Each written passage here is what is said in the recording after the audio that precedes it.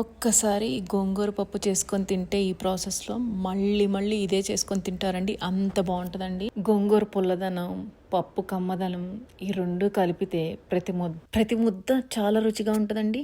మా ఇంట్లో గోంగూర పప్పు చేసినప్పుడు కాస్త అన్నం ఎక్కువ ఉండాలండి. ఎందుకంటే ఒకసారి తినడం మొదలు పెడితే ఇంకో ముద్ద అనిపిస్తుందండి. పిల్లల నుంచి పెద్దల వరకు ఎవరికైనా నచ్చే రెసిపీ అండి. ముందుగా నేను ఒక గ్లాస్ కందిపప్పు తీసుకున్నానండి. వాష్ చేసుకొని గ్లాస్కి 2 గ్లాసులు వాటర్ పోసుకొని ఒక 2 గంటలు నానబెట్టుకున్నాను. ఆ తర్వాత ప్రెషర్ కుక్కర్లో ఉడకబెట్టుకోవాలండి. కొంచెం పసుపు వేసుకొని ఇప్పుడు మనం పోపు పెట్టుకుందామండి.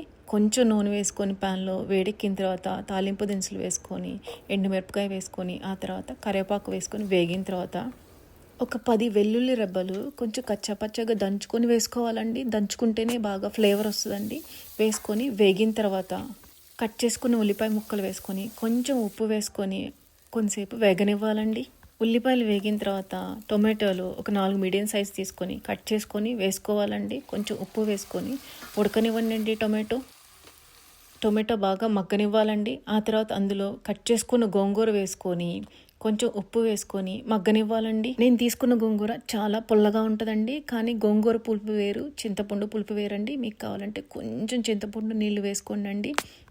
గోంగూర ఉడికిన తర్వాత పప్పు బాగా మెత్తగా మెదుపుకొని అందులో పోసుకొని కొంచెం నీళ్లు కూడా పోసుకొని బాగా మిక్స్ చేసుకోవాలండి. కొంచెం ఉప్పు కొంచెం కారం కూడా వేసుకోవాలండి. ఇక్కడ ఒకసారి పప్పు కన్సిస్టెన్సీ చూసుకోండి. పప్పు మరీ చిక్కగా ఉండకూడదని, అలా అని మరీ వాటరీగా కూడా ఉండకూడదండి.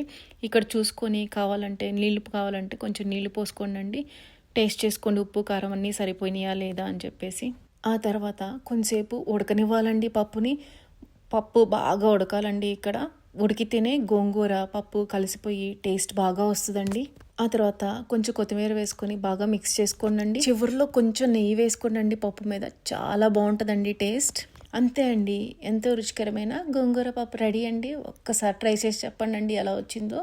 ఇలాంటి మరిన్ని రెసిపీస్ కోసం please like, share and subscribe to ఇట్లు మీ భార్గవి. Thank you.